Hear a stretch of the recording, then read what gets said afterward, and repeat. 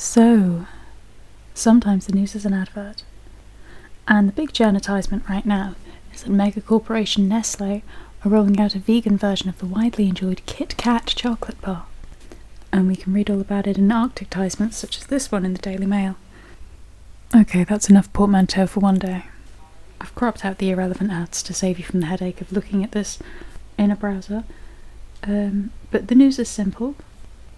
A chocolate bar that is vegan will exist. Specifically, this time, the chocolate bar is Nestle's Kit Kat, and they're doing it. There be news.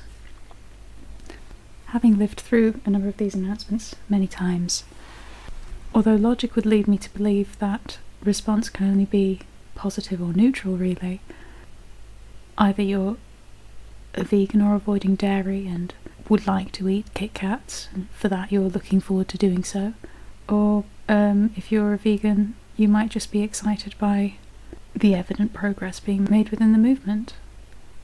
Despite what some may say, your efforts aren't futile, as even such a cold capitalist beast as Nestle will yield to market trend, and the growing vegan movement will represent a fuller pocket of consumer.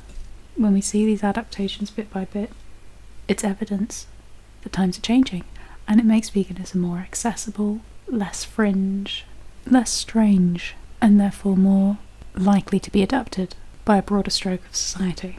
One would expect that the only other opinion that anyone might have on the subject is just being unconcerned.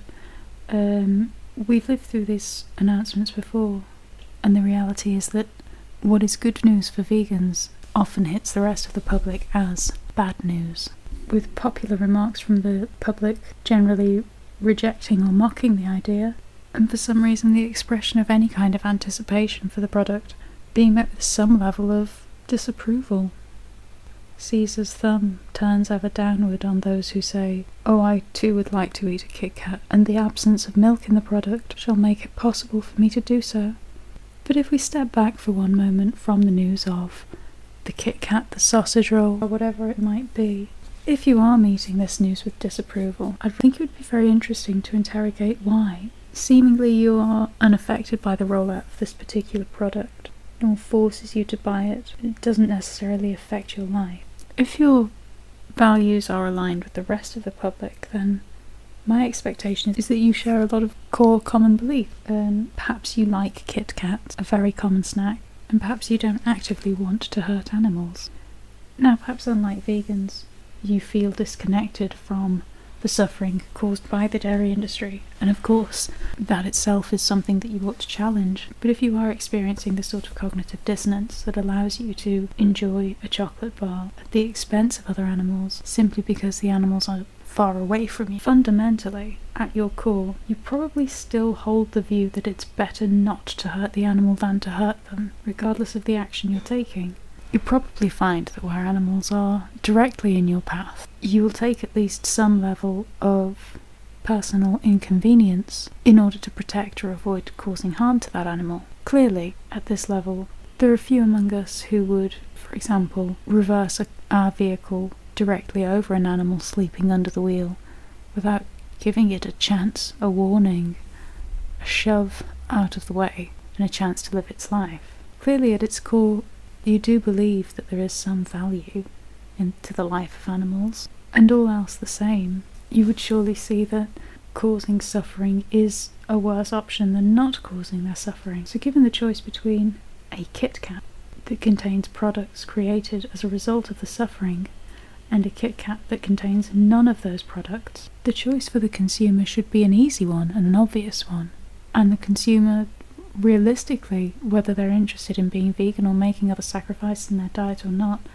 should see at least in this one transaction the benefits are obvious. This is a positive movement, this is a positive step. They have a new power as a consumer. Instead, these new products are met with rejection, mockery, disapproval. It's not just the Kit Kat, this has been happening ever since, at least as long as the recent chain of product rollouts began. Why is that?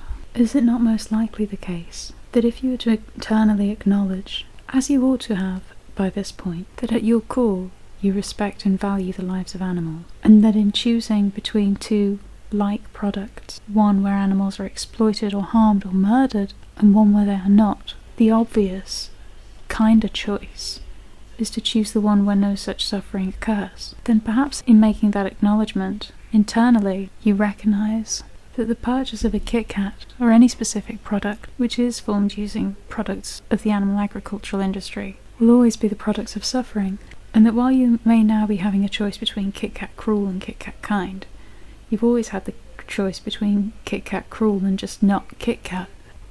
The new rollout of Kit Kat Kind to compete with Kit Kat Cruel forces you to acknowledge that Kit Kat always was Kit Kat Cruel, and that's uncomfortable, because in acknowledging that you ought to buy Kit Kat Kind rather than Kit Kat Cruel, and that you probably never should have been purchasing Kit Kat Cruel anyway, now illuminates that there are other things that you shouldn't be purchasing.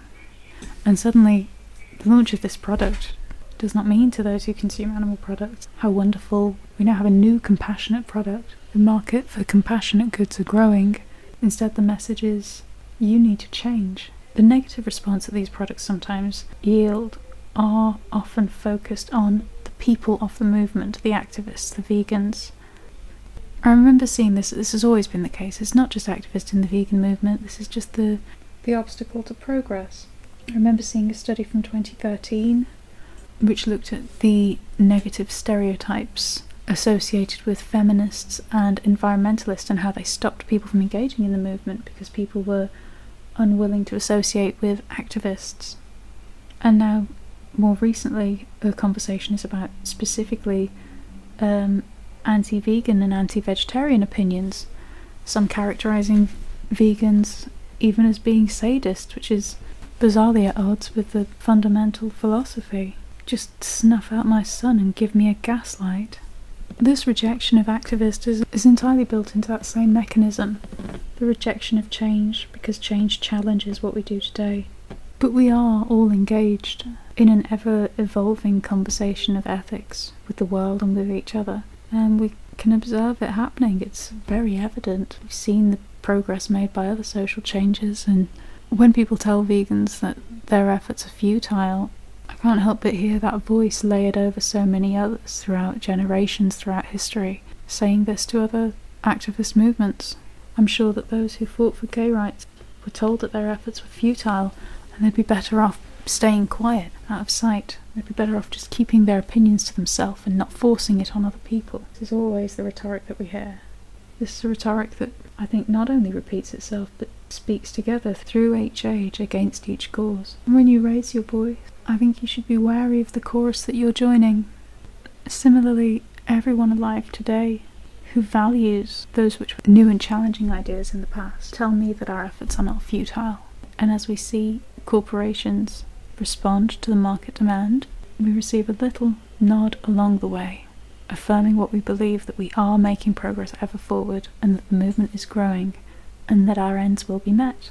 This movement is not futile, and if history has taught us anything, it's that change will come, and resistance is futile. More than that, resistance is a bit embarrassing.